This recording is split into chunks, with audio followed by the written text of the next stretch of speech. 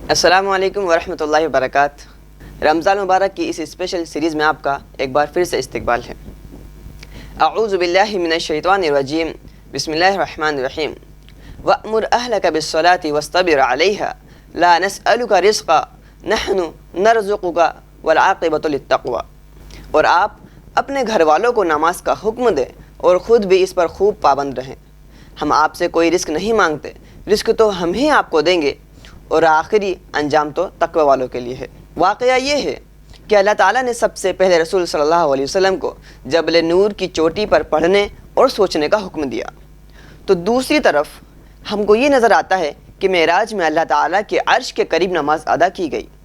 मेराज में अल्लाह तबारक ताला ने मोमिनीन को क़यामत के लिए नमाज का अनमोल तोहफ़ा इंतहाई मोहब्बत से अता किया।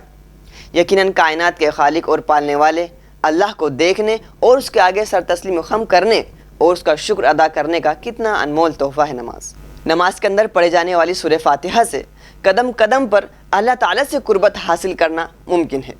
जब वो कहता है तमाम तारीफ़ें अल्लाह ताला के लिए हैं जो तमाम जहानों का रब है, तो वो ज़िंदगी की हर छोटी और बड़ी नेमत पर अल्लाह ताला का शुक्र अदा करता है। जब कहा जाता है कि वो रहमान और रहीम है, तो अल्लाह ताला मोहब्बत से लबरेज़ हो जाता है और उसका दिल अल्लाह की मोहब्बत से भर जाता है।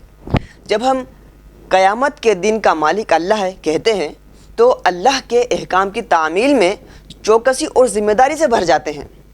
जब नमाजी कहता है कि मैं सिर्फ़ तेरी ही इबादत करता हूँ और तुझी से मदद मांगता हूँ, तो वो अपने प्यारे रब से एक हलफ उठाता है।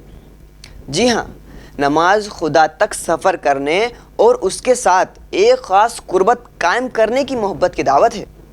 यहाँ जब अल्लाह ताला इस आयत में घर वालों को नमाज़ पढ़ने का हुक्म देता है, तो उसे बेरहम जुल्म सितम के अंदाज में मुसल्लत नहीं करता।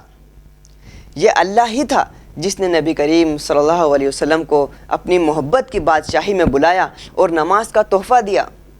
इसी तरह वालिदैन को चाहिए कि वो अपने बच्चों को अल्लाह तबारक ताला के बारे में हर एक चीज़ बताए और उन्हें उसकी प्यारी बादशाही तक पहुंचाकर नमाज पढ़ाए, वरना ये हमेशा उनके अंदर खुश्क और तल्ख तजुर्बात को जन्म देते रहेंगे। ये नमाज और सकाफ़त के मामलात वालिदैन की दुरुस्तगी, तवज्जो और दिलचस्पी के मुताबिक बच्चों में तश्कील पाते हैं।